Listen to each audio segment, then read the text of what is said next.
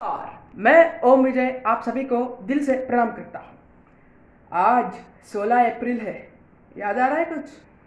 आज ही के दिन 170 साल पहले यानी कि 1853 16 अप्रैल शुक्रवार के दिन दोपहर 3 बजे हमारे भारत देश में पहली बार यात्रियों के लिए रेलगाड़ी चली थी। और वो पहली रेलगाड़ी मुंबई की बोरी बंदर से थाने के बीच में चली थी। ये 34 किलोमीटर का ये यात्रा को तय करने में उस ट्रेन को 90 मिनट का समय लगा था, यानी कि 1.5 घंटे का समय लगा था। और हमारी उस पहली ट्रेन में 14 कोच लगे हुए थे और उन 14 कोच को खींचने के लिए 3 स्टीम इंजन्स का इस्तेमाल किया गया था। और उन तीनों स्टीम इंजन्स का नाम है साहेब, सिंध, सुल्तान। ये तीनों स्टीम इंजन्स मिलकर भारत की पहली ट्रेन को खींचे थे।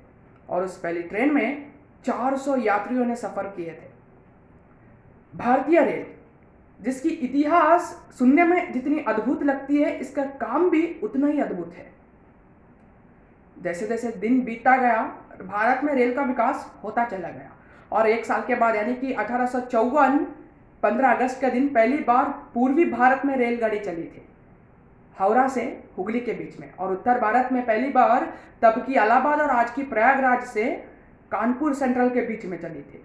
और 1856 में 1 जुलाई के दिन पहली बार दक्षिण भारत में रेलगाड़ी चली थी। तब की मद्रास और आज की चेन्नई सेंट्रल से रोयापुरम तक पहली ट्रेन चली थी।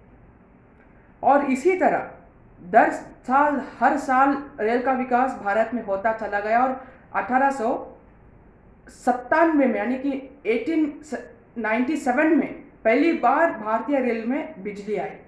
और 1909 में पहली बार भारतीय रेल में टॉयलेट्स लगे। और तब की ब्रिटिश अधिकारियों के लिए पहली बार भारतीय रेल में एसी कोच का भी इंट्रोडक्शन हुआ, एयर कंडीशन कोच भी लगने लगे।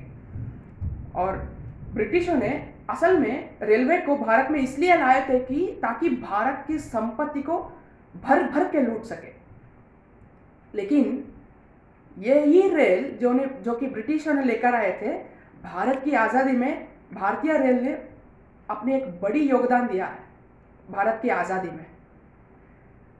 1947 15 अगस्त के दिन आज़ादी आया और आज़ादी के बाद भी रेलवे का विकास और तेजी से प्रारंभ हुआ। 1951 में भारतीय रेल को जोन में बांटा गया। और जब भारत देश बना और इतनी सारी राज्य है भारत में, तब राज्यों की राजधानी से राष्ट्र की राजधानी को जोड़ने के लिए एक ट्रेन का जरूरत था। तब भी निकल आया भारतवासियों की दिलों में राज करने वाली राजधानी एक्सप्रेस, भारत की हाई प्योरिटी ट्रेन राजधानी एक्सप्रेस, जो कि पहली बार चली थी 1969 में 1 मार्च के दिन, जो कि चली थी पश्चिम बंगाल की हावड़ा से न्यू दिल्ली के बीच में। और आज 24 राजधानी एक्सप्रेस भारतीय रेल में अपना राज चला रही है। और 1986 में यानी कि 1986 में पहली बार न्यू दिल्ली में रिजर्वेशन सिस्टम आया था। और 1995 में पूरी देश में इसको लागू कर दिया गया। 1988 में पहली बार भारतीय रेल का कोहिनूर कहा जाने वाला शताब्दी एक्सप्रेस का शुरुआत हुई थी। 1988 10 जुलाई के दिन पहली बार तब की रेल मंत्री माधवराव सिंधिया जी ने शताब्दी एक्सप्रेस का अनाउंसमेंट किए थे। और ये शताब्दी एक्सप्रेस पहली बार चली थी न्यू दिल्ली से यूपी की झांसी तक, लेकिन भविष्य में इसे एक्सटेंड किया गया भोपाल जंक्शन तक। और आज ये न्यू दिल्ली से भोपाल के बीच में चलती है। और आज हमारे देश में 21 शताब्दी एक्सप्रेस बड़े धूमधाम से अपना काम चल रहा है। और 2002 में पहली बार भारत में IRCTC के दौरान ऑनलाइन टिकट बुकिंग भी प्रारंभ हुई थी, जो कि आज सबसे ज़्यादा टिकट बुकिंग ऑनलाइन से ही होती है।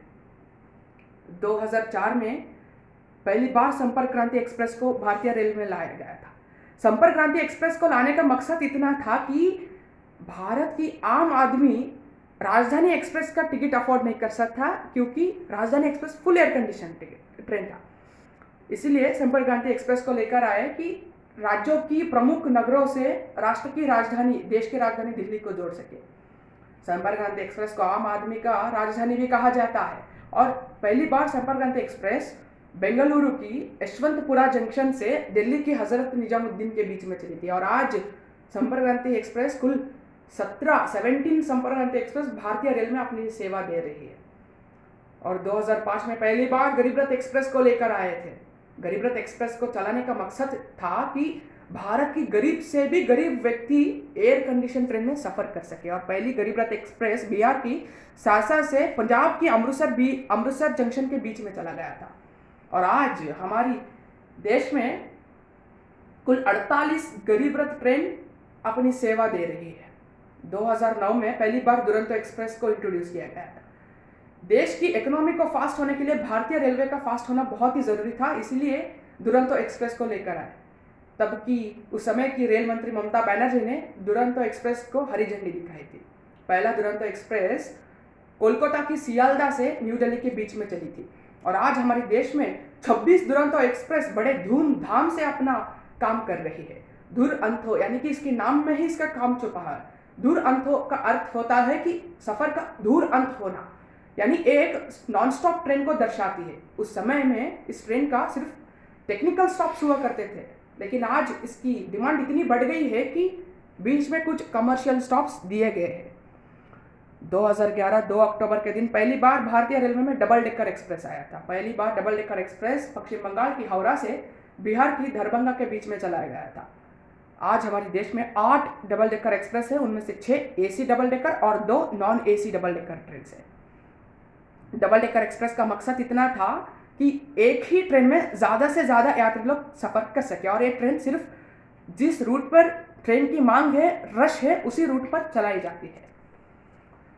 और 2016 में पहली बार भारतीय रेलवे में गतिमान एक्सप्रेस आया। 2016 5 अप्रैल के दिन भारत की गति को बढ़ाने के लिए गतिमान एक्सप्रेस आया था। दिल्ली की हजरत निजामुद्दीन से यूपी की आगरा के बीच में पहली बार चलाई गई थी, लेकिन भविष्य में एमपी की ग्वालियर तक और एक्सटेंड किया गया यूपी की झांसी तक। और आज ये ट्रेन हजरत निजामुद्दीन से झांसी के बीच में चलती है। गतिमान ट्रेन एकमात्र भारत का सबसे तेज चलने वाला ट्रेन है, जो कि प्रति घंटा 160 किलोमीटर के रफ्तार से चलती है। फिलहाल गतिमान एक्सप्रेस भारत का सबसे तेज चलने वाला ट्रेन है। और 16 दिसंबर के दिन पहली बार हमसफर एक्सप्रेस भारतीय रेलवे प्रवेश किया था। हमसफर एक्सप्रेस पहली बार यूपी की गोरखपुर से दिल्ली की आनंद विहार टर्मिनल्स के बीच में चलाया गया था। यह एक हाई प्योरिटी वाला फुली एयर कंडीशन ट्रेन है, जो कि सिर्फ और सिर्फ इसमें 3 टायर की एसी होती है। और 2017 27 फरवरी के दिन पहली बार भारत में अंत्योदय एक्सप्रेस का चलाया गया था। पहली बार अंत्योदय एक्सप्रेस को केरला की एर्नाकुलम जंक्शन से हावड़ा जंक्शन के बीच में चलाया गया था। तब की रेल मंत्री सुरेश प्रभु जी ने अंत्योदय एक्सप्रेस को हरी झंडी दिखाई थी। और आज हमारे देश में 20 अंत्योदय ट्रेन अपनी सेवाएं दे रही है।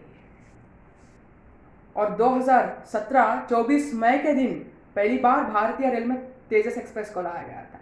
मुंबई की छत्रपति शिवाजी महाराज टर्मिनल से गोवा की Vasco D gamma railway station तक चलाया गया था। और आज हमारे देश में 4 तेजस एक्सप्रेस है, और उनमें से एक भारत की पहली प्राइवेट वाली तेजस एक्सप्रेस भी है, जो कि लखनऊ की चारबाग रेलवे स्टेशन से न्यू दिल्ली स्टेशन के बीच में चलती है, जो कि प्राइवेटाइजेशन हुआ था 19 अक्टूबर के दिन। और अंत में आया आखिरकार भारत में बना हुआ अपना रेलगाड़ी ट्रेन 18 प्रोजेक्ट का नाम, यानी कि वंदे भारत एक्सप्रेस। नाम तो जरूर सुना ही होगा आपने। वंदे भारत एक्सप्रेस जो कि चला पहली बार 2019 15 फरवरी के दिन प्रधानमंत्री श्री नरेंद्र मोदी जी ने न्यू दिल्ली रेलवे स्टेशन पर हरी झंडी दिखाई थी। न्यू दिल्ली रेलवे स्टेशन से वाराणसी के बीच में पहली बार वंदे भारत एक्सप्रेस चला था। और आज 14 वंदे भारत एक्सप्रेस भारत को जोड़ने का काम कर रही है। वंदे भारत यानी कि इसका नाम में इसका ताकत है। पूरी देश को एक सूत्र में बांधने वाला ये वंदे भारत एक्सप्रेस भारतवासियों की गर्व है। और आने वाले 2 सालों में केंद्र सरकार का लक्ष्य है कि 400 वंदे भारत एक्सप्रेस भारत में चलने वाले हैं। इसी तरह भारतीय रेल का इतिहास चलता गया, बड़ा ही अद्भुत रेलवे का इतिहास है। सुनने में जितना अद्भुत लगता है, काम भी है उतना ही अद्भुत करती है। आज भारत में 69,000 यानी कि 69,000 किलोमीटर से भी ज़्यादा रेल ट्रैक भारत में मौजूद है। और भारतीय रेलवे में कुल 18 जोन में बटा हुआ है।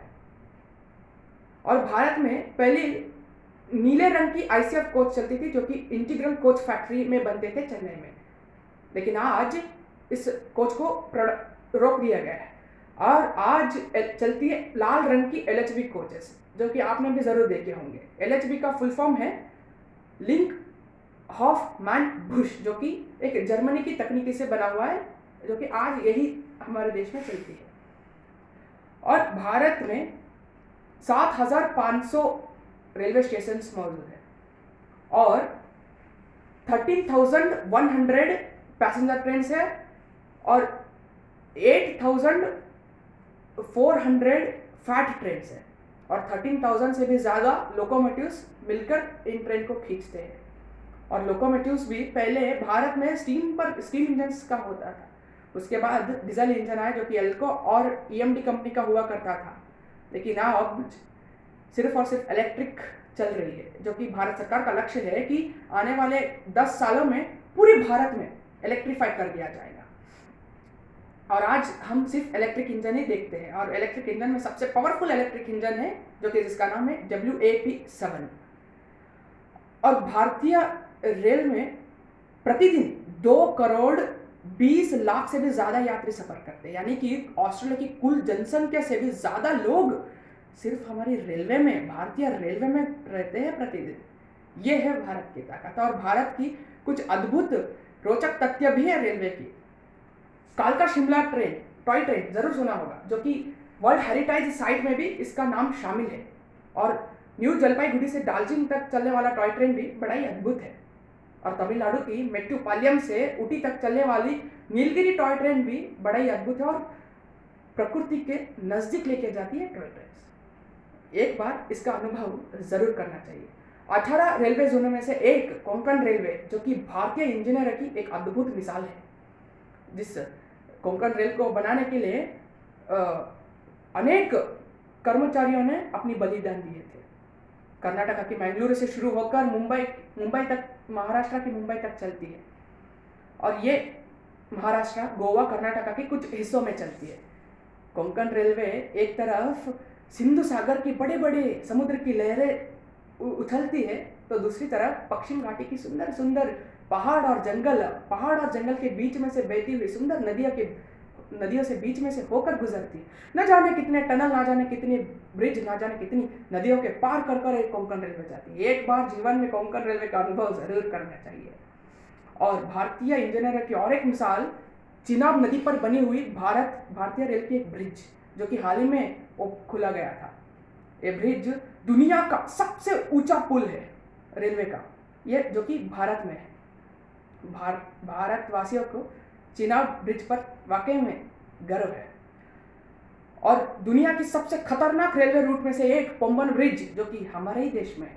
तमिलनाडु की पंबन को रामेश्वरम को जोड़ने वाली ये पंबन ब्रिज इस पे सफ़र करना बड़ा ही अद्भुत है, जो कि 1911 में इसका कंस्ट्रक्शन शुरू हुआ था और 1914 में इसका कंस्ट्रक्शन पूरा हुआ और 1918 में एक खतरनाक तूफान की शिकार हुई पंबन ब्रिज और 1961 में फिर से बनाया गया और 1964 में लोगों के लिए फिर से खोला गया। ये पंबन ब्रिज, जब यहाँ से कोई जहाज गुजरते वक्त जो ब्रिज खुलता है ना, वो देखने में अपने आप में एक मज़ा है। और दुनिया का सबसे लंबा प्लेटफॉर्म भी भारत के पास है। भारत की, हमारी कर्नाटका में हुबಳ್ಳಿ की श्री स्वामी सिद्धारूढ़ स्वामीजी जंक्शन रेलवे स्टेशन पर स्थित दुनिया का लंबा प्लेटफॉर्म, जो कि 1500 मीटर लंबा है। एक ही साथ 3 ट्रेन एक साथ खड़ी हो सकती है इस प्लेटफॉर्म पर। और ये platform world Guinness book record में भी इसका नाम शामिल है। और भारत का सबसे लंबा सफर तय करने वाली विवेक एक्सप्रेस, जो कि तमिलनाडु की कन्याकुमारी से आसाम की डिब्रूगढ़ के बीच में चलती है, ये ट्रेन 6 राज्यों से होकर गुजरती है और इस ट्रेन अपने सफ़र को पूरा करने में 82 घंटे का समय लेता है, यानी कि 5 दिन 4 रात्रि का ये समय लेता है। दुनिया का 9वां और भारत का पहला लंबा सफ़र तय करने वाला ये ट्रेन है। भारतीय रेल के बारे में जितना बोलता जाऊंगा उतना ही कम है, क्योंकि भारतीय रेल दुनिया का चौथा सबसे बड़ा रेल नेटवर्क है। अमेरिका, रशिया, चाइना के बाद भारत ही है जो कि सबसे बड़ा रेल नेटवर्क है। भारत की पटरियों को अगर हम सब मिलाकर जोड़ देंगे तो पूरी पृथ्वी की 1.5 चक्कर लगा देगी भारतीय रेल की पटरी, यानी कि इतनी लंबी पटरी भारत में समा हुआ है। वाकई में भारतीय रेल पर भारतवासियों को एक बड़ा गर्व है। आज भारतीय रेल की जन्म दिवस है, तो इस जन्म दिवस के मौके पर, यानी कि रेल दिवस के मौके पर, मैं आप सभी को मेरी ओर से हार्दिक हार्दिक हार्दिक शुभकामनाएं देता हूँ। इस वीडियो को ज़्यादा से ज़्यादा लाइक कीजिएगा। वीडियो देखने के लिए बहुत बहुत धन्यवाद। जय हिंद, जय भारत, वंदे मातरम।